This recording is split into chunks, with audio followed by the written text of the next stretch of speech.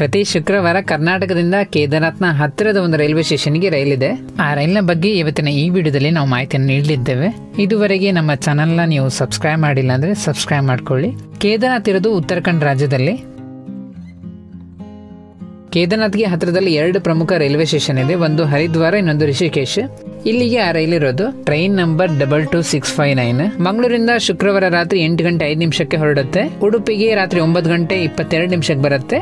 ಮುಂದೆ ಈ ರೈಲು ಹರಿದ್ವಾರವನ್ನು ಹೋಗಿ ತಲುಪುವಾಗ ಆದಿತ್ಯವಾರ ಆಗಿರುತ್ತೆ. ಆದಿತ್ಯವಾರ ಮಧ್ಯಾಹ್ನ 12 ಗಂಟೆ 25 ನಿಮಿಷಕ್ಕೆ ಹೋಗಿ ತಲುಪುತ್ತೆ. ಶುಕ್ರವಾರ ರಾತ್ರಿ ಹೊರಟು ಆದಿತ್ಯವಾರ ಮಧ್ಯಾಹ್ನ ಹೋಗಿ ನೀವು ತಲುಪಿರ್ತೀರಾ. ನೀವು ಇದರಲ್ಲಿ ರಿಷಿಕೇಶಿ ಕೂಡ ಹೋಗಬಹುದು. 1 ಗಂಟೆ 31 ನಿಮಿಷಕ್ಕೆ ಹೋಗಿ ತಲುಪುತ್ತೆ. ಟಿಕೆಟ್ ದರದ ಬಗ್ಗೆ ಕೊಟ್ಟಿದ್ದೇವೆ ನೋಡಿ.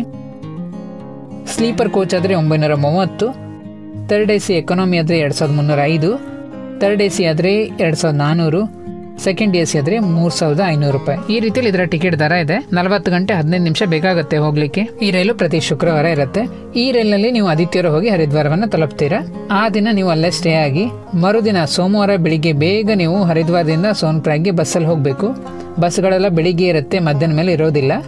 ಹಾಗಾಗಿ ಬೆಳಿಗ್ಗೆ ಬೇಗ ಇರೋ ಬಸ್ ಮೂಲಕ ನೀವು ಹರಿದ್ವಾರದಿಂದ ಸೋನ್ಪ್ರಾಗ್ ಹೋಗಬೇಕು. ಆ ಸೋಮವಾರ ಸಂಜೆನೆ ನೀವು ಹೋಗಿ ಸೋನ್ಪ್ರಾಗಲ್ಲಿ ಇರ್ತೀರ. ಆ ದಿನ ನೀವು ಅಲ್ಲೇ ಸ್ಟೇ ಆಗಬೇಕು. ಮರುದಿನ ಬೆಳಿಗ್ಗೆ ಬೇಗೆದ್ದು ನೀವು ಅಂದರೆ ಮಂಗಳವಾರ ಬೆಳಿಗ್ಗೆ ಬೇಗೆದ್ದು ನೀವು ಸೋನ್ಪ್ರಾಗಿಂದ ಗೌರಿಕುಂಡ್ಗೆ ಶೇರಿಂಗ್ ಜೀಪಲ್ಲಿ ಹೋಗಬೇಕು.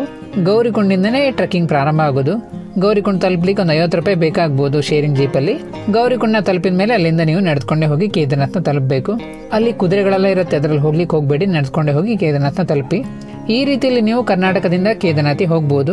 ಇನ್ನು ಈ ರೈಲು ರಿಟರ್ನ್ ಯಾವಾಗಿದೆ ಅನ್ನೋದು ಕೂಡ ನಾವಿಲ್ಲಿ ಕೊಟ್ಟಿದ್ದೇವೆ ನೋಡಿ.